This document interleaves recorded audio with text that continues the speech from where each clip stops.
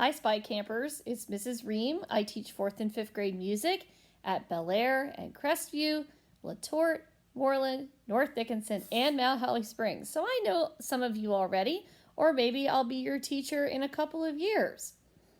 Today I want you to think about something in music that we call tone color, or we call it timbre. That means the different sounds of voices and the different sounds of instruments. So notice my cat just jumped up next to me. Now obviously, if you heard the sound of a cat and you heard the sound of my voice, you'd obviously be able to tell that they are different. So if I was standing behind a door or in another room or something like that, and I started talking, you would be able to tell it was me. But if my cat walked into another room and she started meowing, you would definitely be able to tell that that was a cat meowing and not me talking. So I'm going to have you think about some other things about tone color as we go.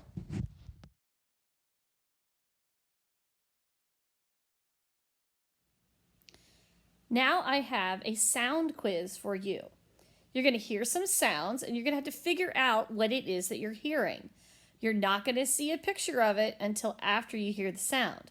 So while the sound is playing, it's going to be your job to guess what it is. I know that some of you have done this before, and these can be pretty fun to do too. So here comes the sound quiz.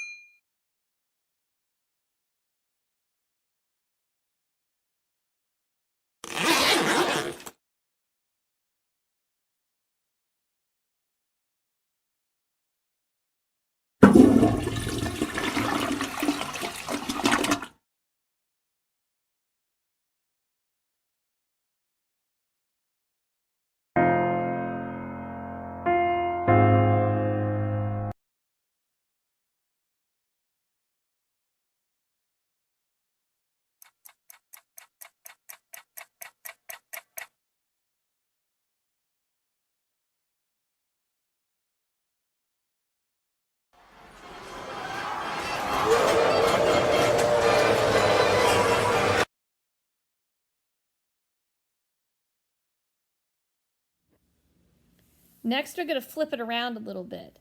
Instead of you hearing the sound and then saying what it is, you're going to see a picture this time, and then you have to make the sound that you see.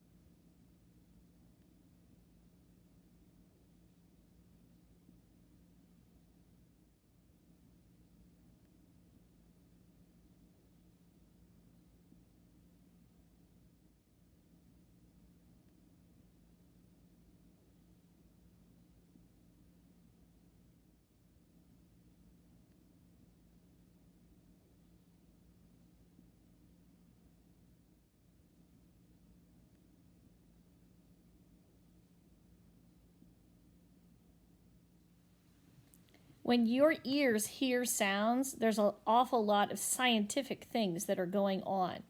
There are sound waves moving through the air and moving the air around, and that's the way we hear the sounds. Another thing is there are a lot of very, very small parts inside your ear that are sending signals to your brain that are allowing you to hear the sounds too. So in the next video, you're going to find out more about how sounds travel through the air in sound waves and how your ears find those sounds and then transfer them into your brain.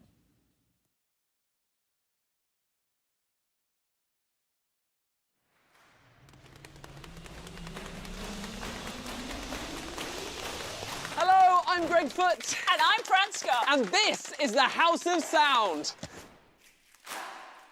Yeah! We're going to investigate the sounds of music. And find out how all different sorts of sounds are made. Sounds like these, this music. It's called Connect It, and it was written by a modern composer called Anna Meredith. So as you can see, we can all make musical sounds just by using our bodies. Yeah, and we can clap, obviously. Yeah! Yes, we can. Or we can sing. No, you can't. Or we can play musical instruments like a clarinet. But first things first, what is sound? And how do we hear it? Well, pin back your ears as you're about to find out with this little film I made. So Greg is over there having a little bit of a snooze, but I think there's something I can do about that.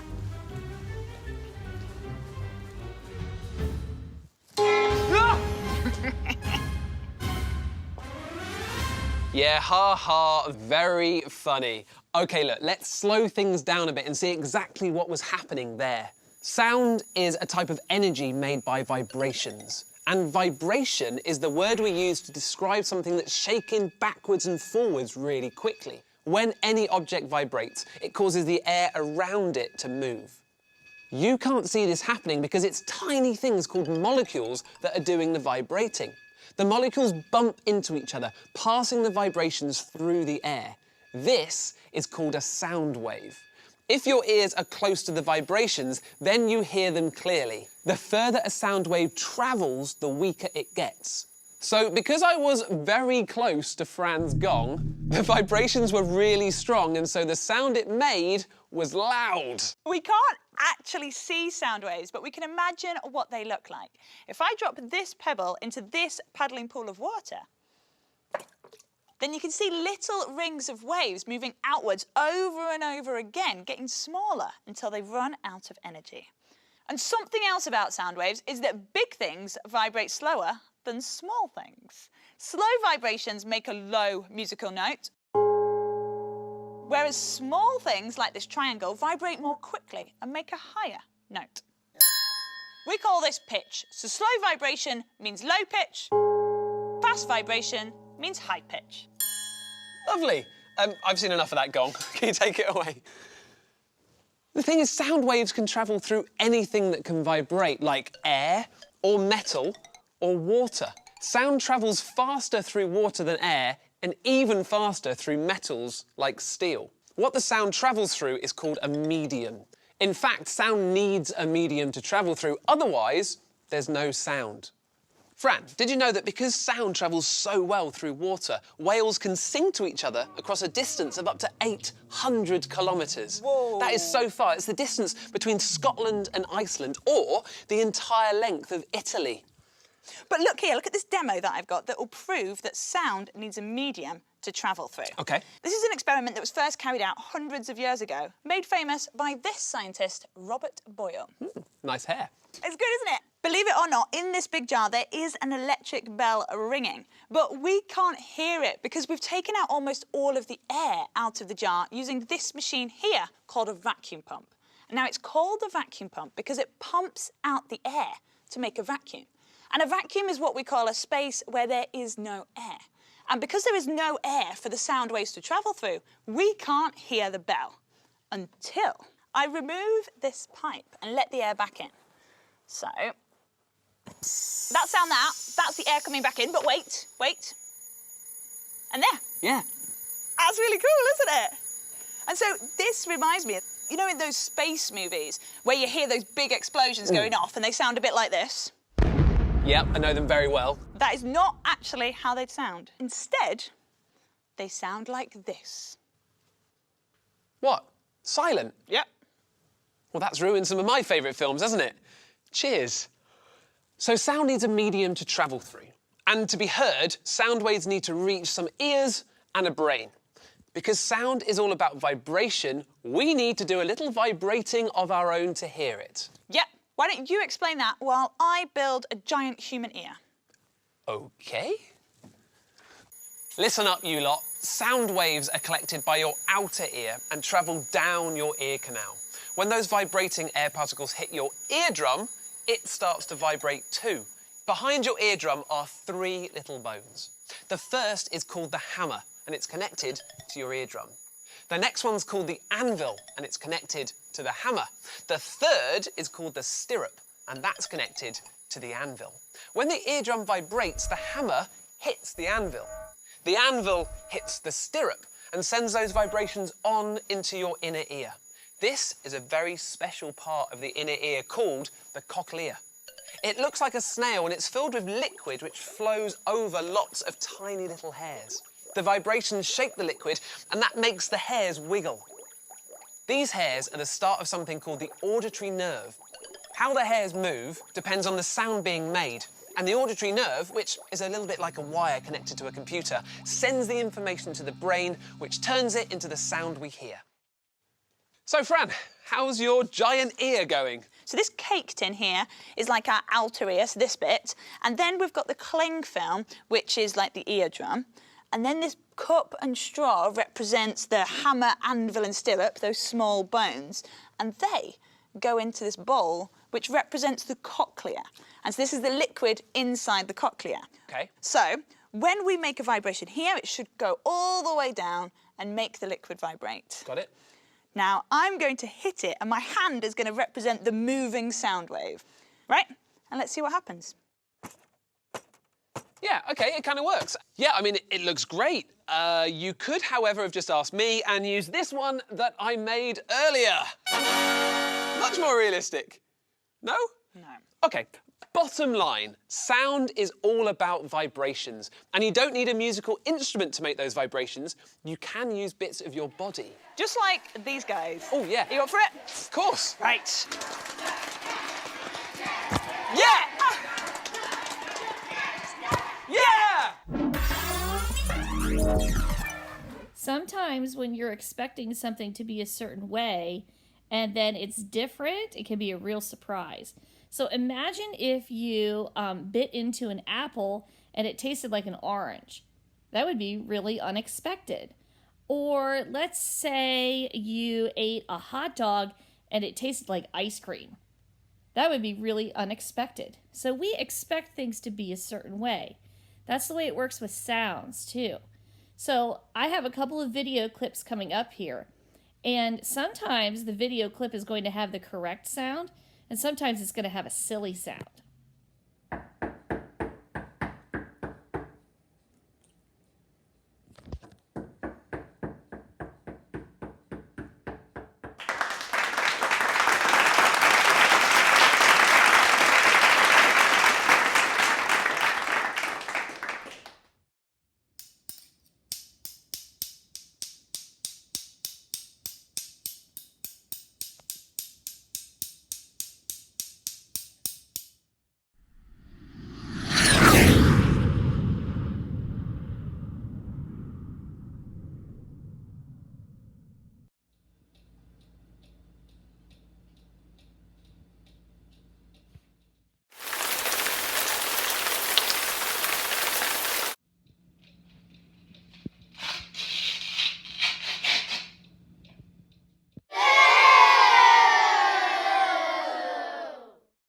When movies are made, it's a really interesting process because what has to happen is you do the video part of it, but then the audio part has to go over top of it.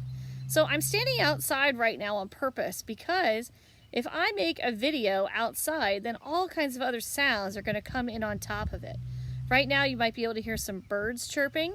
The mail delivery truck is coming down my street right now, and there's some other sounds happening around me too. So we have to make sure when you make really professional videos that all these extra sounds aren't in the way. So the next video is going to show you how sound effects get put into movies and professional videos.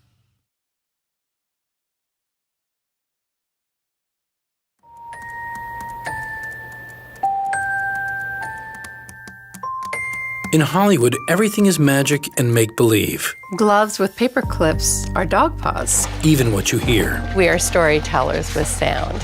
Over here we have a feather duster used for bird wings. We bring sound into the story and we can create any mood with that sound. When you watch a film, much of what you're hearing was created. From footsteps on a snowy path to a vicious thunderstorm. Weather is a really interesting thing to recreate. And make it exciting. It depends on the elements that we're using and how it's filmed and what they want to hear. Here at the Warner Brothers lot, Foley artists practice their craft, and if they do their jobs right, you won't even notice. People take sound for granted, but you would miss it if it wasn't there.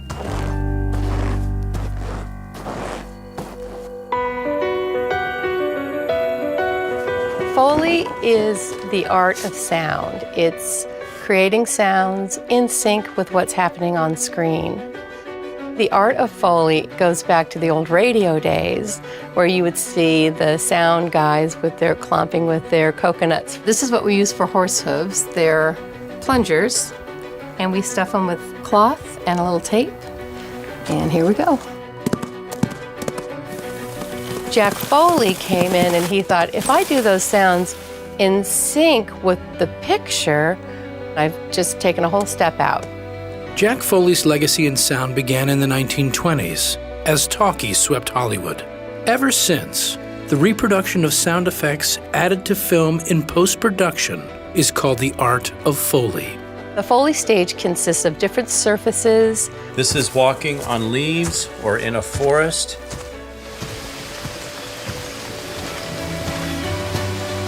For snow, what we normally use is regular play sand. And then to add to that, sometimes you hear that familiar crunch, which we use cornstarch. Your ear hears snow, but in actuality, it's sand.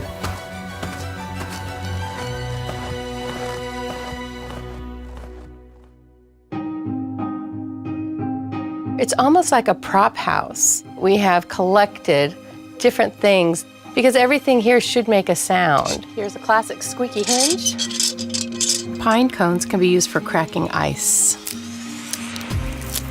You have the three people that are on the stage, the mixer and the two Foley artists, which it's important that you have a team that's cohesive. You know, something's cracking, popping, I don't know what it is. Is it this? Sometimes it takes a little trial and error to see what works best. Hold on. We have a streamer that goes across the screen, and when the streamer gets to the end, that tells us when that sound should start. It's an interesting dance.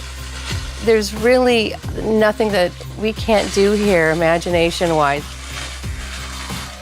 Right now, we're in the control room, and it's where I mix. And I listen to them performing to the picture. I try not to look at them because I really don't want to see what they're using. I want to see how it sounds.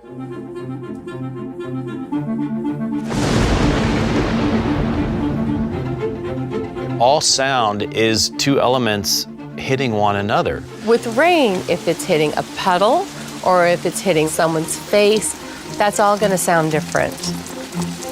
So those are very specific little things that we have to watch and look at. Okay, Mary Jo. Here we go.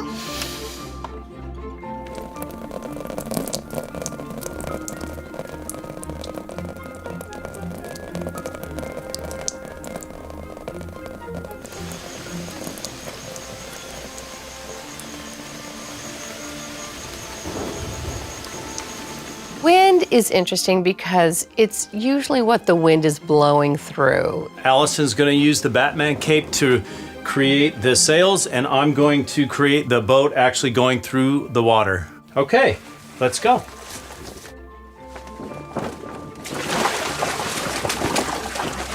If we're doing a boat going through waves, we would use the big tub that we have to get that slapping sound, or churning up the water a lot in the tub with our hands. It's a lot of sound, like a lot of things artistic, is very subjective. So I have to make that judgment call. There's a great moment when you get the perfect sound, and they don't always know it, but I do. How was that, Mary Jo? Sounded great. When there are multiple weather elements involved, we might do all the specific things first, and then go back and do maybe a general sound. We have a shot here of a hiker coming down the waterfall, so I'm doing the sound of the carabiner and his rope and his equipment.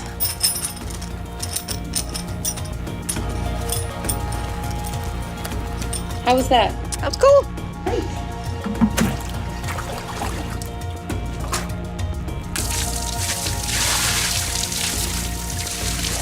So I'm going to play it back all together and see what we've got.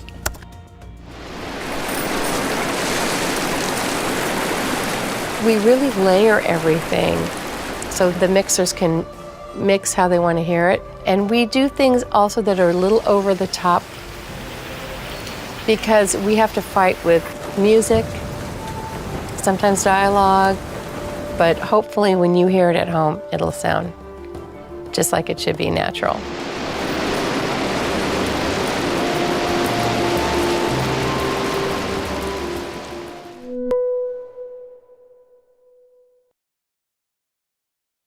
Now that you've seen a little bit more about the sounds of objects in movies and videos and how those are put together, let's take another look at something else now, something that's really interesting, I think, when it comes especially to animated movies, and that is how the voices of the characters are added to the movies. And lots of times, the actors that we hear are very famous people, but we see them in a totally different way on the screen, especially in an animated movie.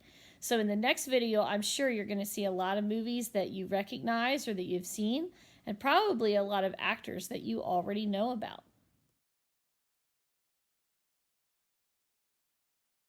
Prepare for the fierce attack of my what? Are you kidding me? Voice acting is an art form all of its own, so when actors, who are more accustomed to having their faces in front of the camera, try their hands at it, the results can be mixed. Thankfully, there are plenty of examples of great and memorable vocal performances from famous movie stars. Some people even became celebrities thanks to their excellent voice work. So stay with us as we count down our picks for the top 10 best celebrity voice performances in animated films. Number 10, Owen Wilson as Lightning McQueen from Cars. Geez, this is why I love you, Sally. Okay, here we go. Focus.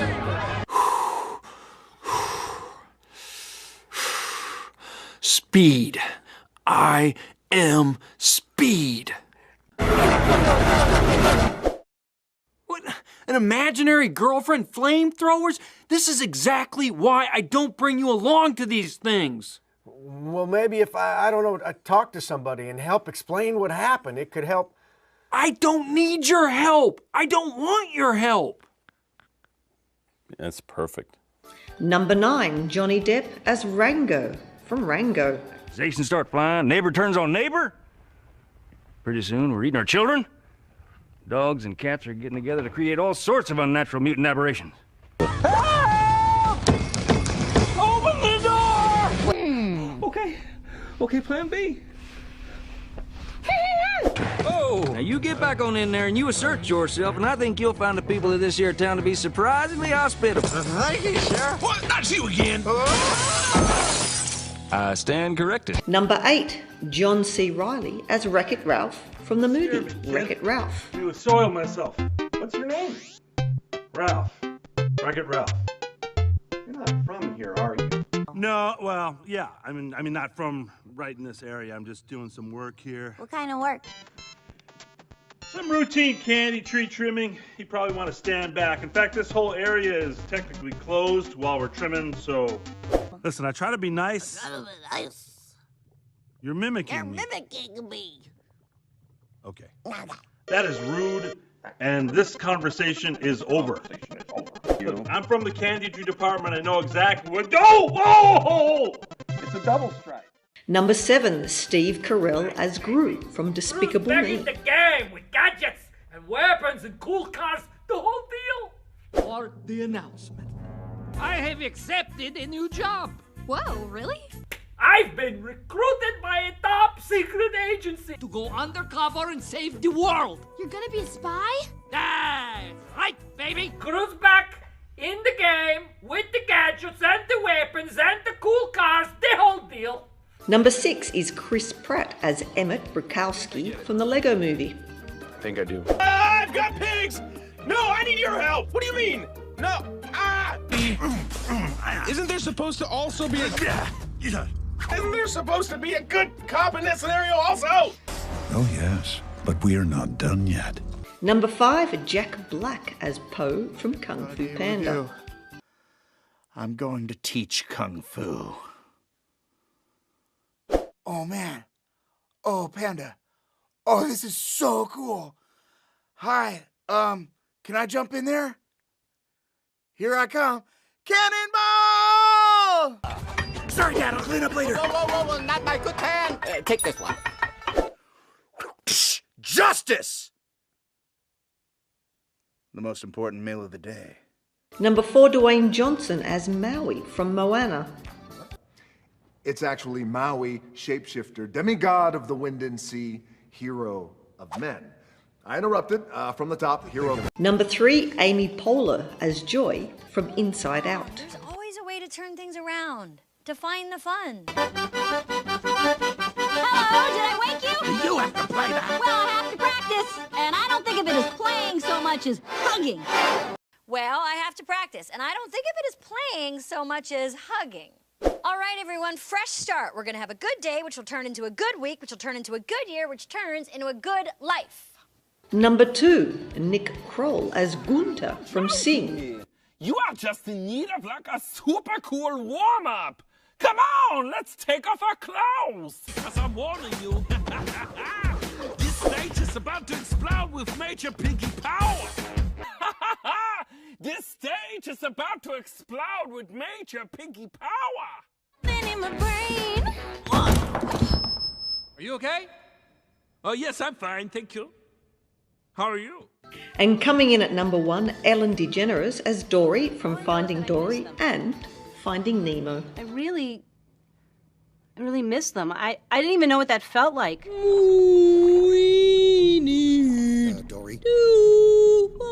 What are you doing? Oh my goodness, Nemo, are you okay? Oh, no. Oh, I'm okay. See, I suffer from short-term memory loss. You don't remember what we were talking about? Mm-mm.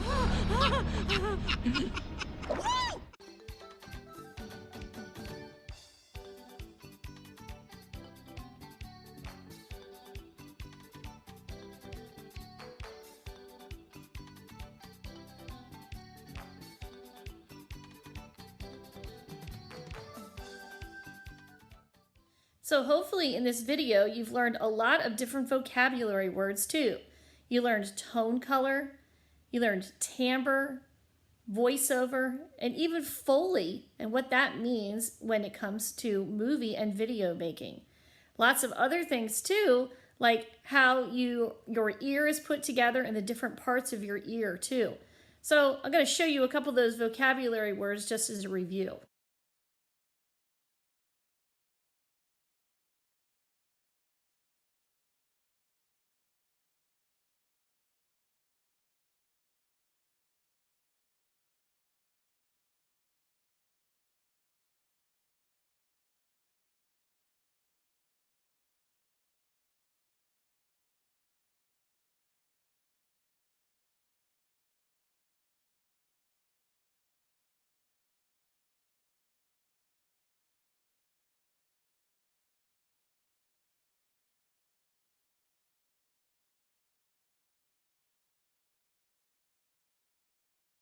One last thing I want to tell you about today is a fun game that you can play with guessing other people's voices. So what you need to do is get into a small group, and everybody has to close their eyes except one person has to be the leader. And that leader is going to say to the rest of the people who have their eyes closed something like, if I tap you on the shoulder, you have to say, give them a very simple sentence like, today is Wednesday, or it is June, or it's sunny outside. And then everyone else guesses who said the sentence and who the person was that got tapped on the shoulder. So listen to those directions again. Everybody in the group closes their eyes. One person is the leader. The leader says, when I tap you on the shoulder, you say, and then you give them a simple sentence to say. And then everybody else gets to guess who said the sentence. What you can do then after you play a couple of times with a certain leader is that you can change it up and pick somebody else to be the leader and then take turns that way and make the game even more fun. So that's a fun way to test your listening skills when it comes to the tone, color, and timbre of people's voices.